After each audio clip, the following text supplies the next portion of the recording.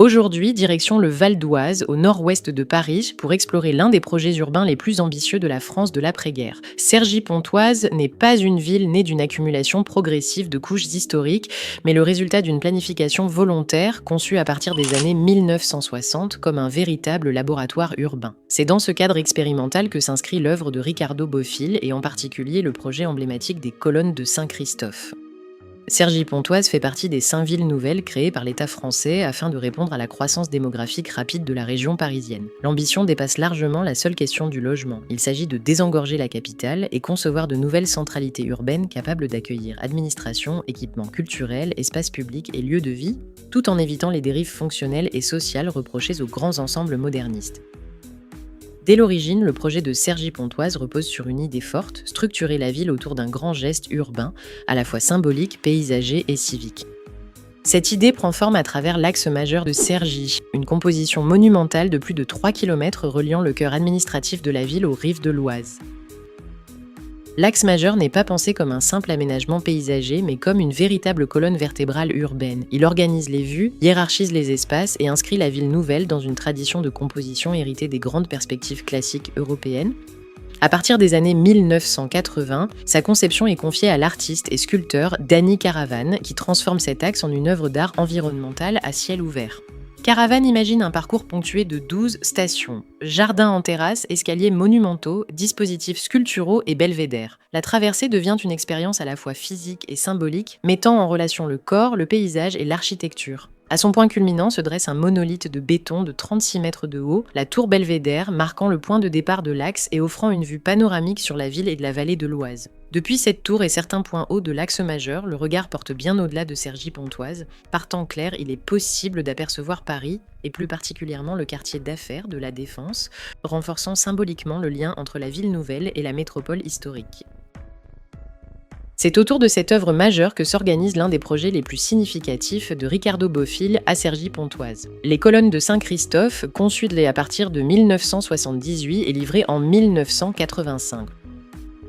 Le projet est porté par la collectivité locale avec une ambition rare, créer un ensemble de logements sociaux abordables tout en offrant un symbole civique fort et un espace public de grande qualité pour une communauté en cours de constitution. Fait exceptionnel, l'architecture ne vient pas ici encadrer une œuvre d'art a posteriori. C'est au contraire le bâti qui se plie à la logique de la sculpture. Les colonnes de Saint-Christophe sont littéralement dessinées à partir de la géométrie de l'axe majeur.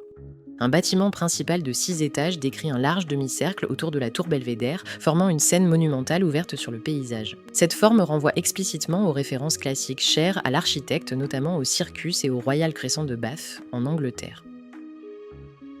Le logement collectif emprunte ici les codes de l'architecture aristocratique et institutionnelle dans une volonté affirmée de conférer une dignité symbolique au logement social. Le dialogue entre sculpture et architecture est poussé à un niveau de précision extrême. La tour belvédère est volontairement inclinée d'1,5 degré vers le bâtiment en arc de cercle. En réponse, une faille de largeur équivalente au monolithe est creusée dans la façade afin de préserver les lignes de vue le long de l'axe majeur. L'architecture devient un dispositif optique et spatial au service de la composition urbaine globale. Cet espace central fonctionne comme une véritable arène publique, à la fois lieu de passage, de rencontres et de vie quotidienne. Sur le plan constructif, le projet repose sur l'usage massif du béton préfabriqué, matériau emblématique de l'époque. Mais chez Bofill, ce béton n'est pas laissé brut. Il est moulé, rythmé pour évoquer colonnes doriques, frontons et entablements. Les façades deviennent un langage architectural à part entière, oscillant entre industrialisation moderne et références antiques. À l'intérieur des logements, tous les appartements sont traversants, bénéficiant d'une double orientation et d'un apport généreux de lumière naturelle. Côté cour, des fenêtres encadrées de frontons d'inspiration géorgienne. Côté arc monumental, de larges surfaces vitrées insérées entre les colonnes. Les colonnes de Saint-Christophe incarnent ainsi l'un des objectifs centraux de la ville nouvelle de Cergy-Pontoise. Faire du logement un élément structurant de l'espace civique, capable de produire à la fois de l'habitat, du paysage et du symbole. Mais cette monumentalité assumée soulève aussi des interrogations essentielles. Peut-on habiter durablement une architecture pensée comme un monument ? Comment ces espaces sont-ils vécus au quotidien par leurs habitants ? Habiter les colonnes de Saint-Christophe, d'après les témoignages recueillis au fil des années dans la presse, les enquêtes urbaines et les entretiens d'habitants, est une expérience souvent décrite comme ambivalente mais singulière. Beaucoup évoquent d'abord le sentiment de vivre dans un lieu à part, immédiatement reconnaissable qui suscite curiosité et réaction lorsqu'on en parle à l'extérieur du quartier. Cette identité forte crée chez certains une forme de fierté, l'impression d'habiter un morceau d'histoire architecturale, presque un monument.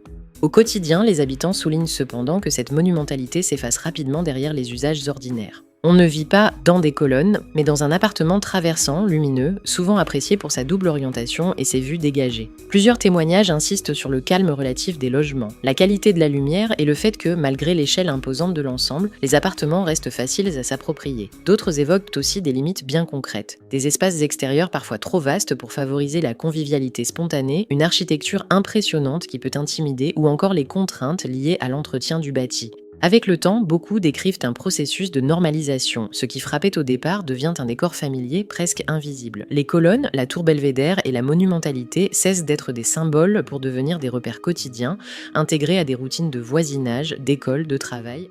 À travers ce projet, la ville nouvelle de Cergy-Pontoise a cherché à affirmer une identité forte, lisible et durable. Le logement n'y est pas relégué à un rôle secondaire, mais intégré à une composition urbaine majeure, dialoguant avec le paysage, l'art et la monumentalité. Dans cette époque, je suis moins mauvais que les autres, c'est tout.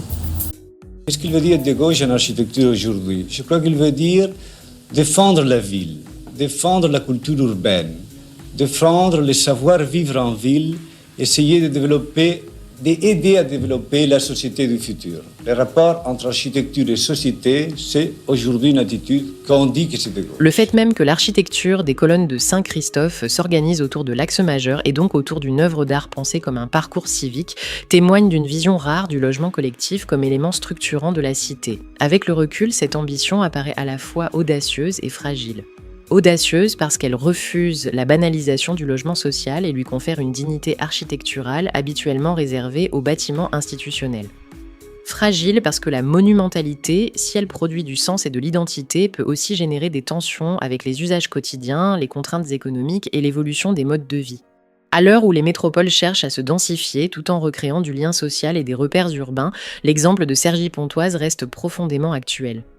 Il rappelle que la question du logement ne se limite pas à des surfaces ou à des normes techniques, mais engage aussi des choix symboliques forts. Quelle image donne-t-on de l'habitat collectif? Quelle place accorde-t-on à l'espace public, au paysage, à la mémoire et à l'art dans la fabrication de la ville? Les bâtiments de Ricardo Bofill à Cergy-Pontoise ne fournissent pas de modèle clé en main. Ils posent en revanche des questions essentielles, toujours ouvertes, sur la capacité de l'architecture à produire à la fois du sens, de l'usage et de la durée.